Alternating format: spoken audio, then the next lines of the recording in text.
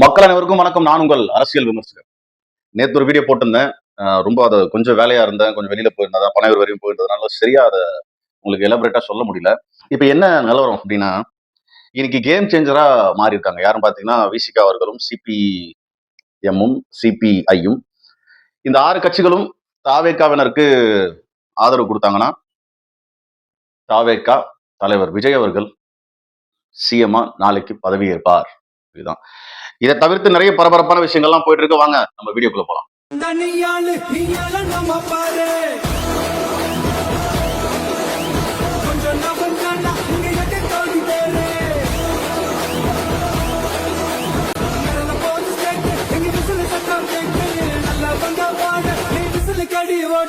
திமுகவும் அதிமுகவும் ஒண்ணு சேர போறாங்களா அப்படின்றதுதான் இன்னைக்கு பார்க்க வேண்டிய விஷயமா இருக்கு.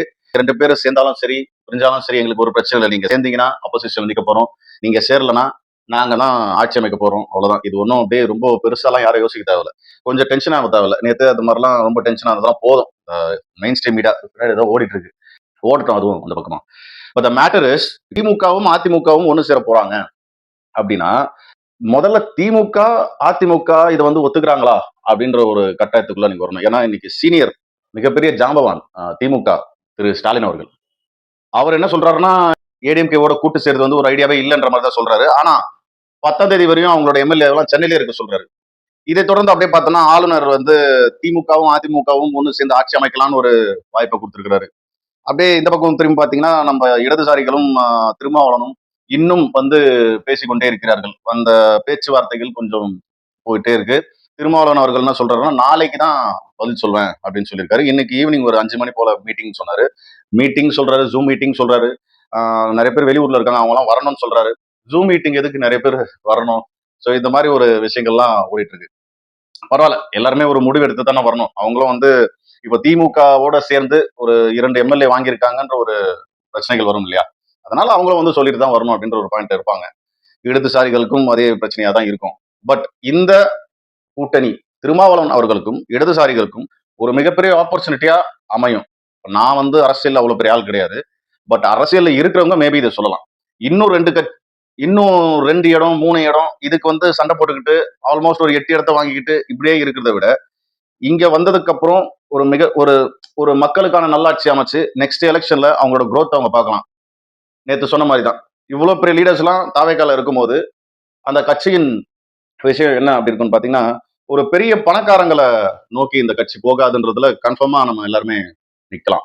இந்த தலைவர் வேட்பாளரா பாத்தீங்கன்னா கிட்டத்தட்ட ஒரு 28ல இருந்து 30 பேரை வேட்பாளராகவே ஒரு எஸ்சி எஸ்டி அவங்கள தான் நிக்க வச்சிருக்காரு.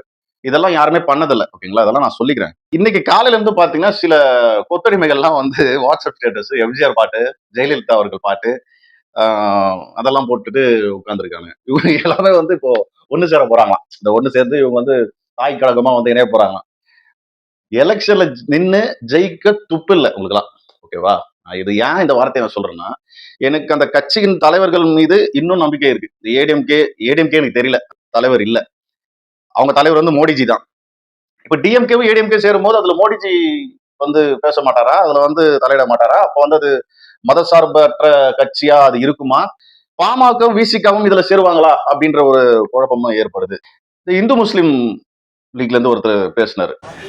திராவிட முன்னேற்ற கழக தலைமையிலான கூட்டணியில என்ன முடிவு திராவிட முன்னேற்ற கழகம் எடுக்கிறதோ, அதனுடைய தலைவர் எடுத்து அறிவிக்கிறாரோ அந்த முடிவுக்கு நாங்கள் கட்டுப்படுவோம். அது என்ன முடிவா இருந்தாலும் சரி. அதிமுக ஆதரவு முடிவு எடுத்தாலும் ஐயுஎம்எலுக்கு ஆட்சேபனை இல்லை. இல்ல, அந்த பிரச்சனையே வரல. அதாவது என்ன, திராவிட முன்னேற்ற கழகம் தமிழ்நாடு திமுக எடுக்கக்கூடிய முடிவு எந்த முடிவா இருந்தாலும் நாங்கள் ஆதரவு.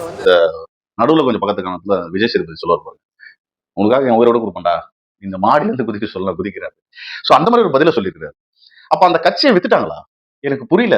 இந்தியன் யூனியன் முஸ்லீம் லீக் தலைவர்கிட்ட இந்த மாதிரி ஆதரவு கொடுங்கன்னு கேக்குறாங்க.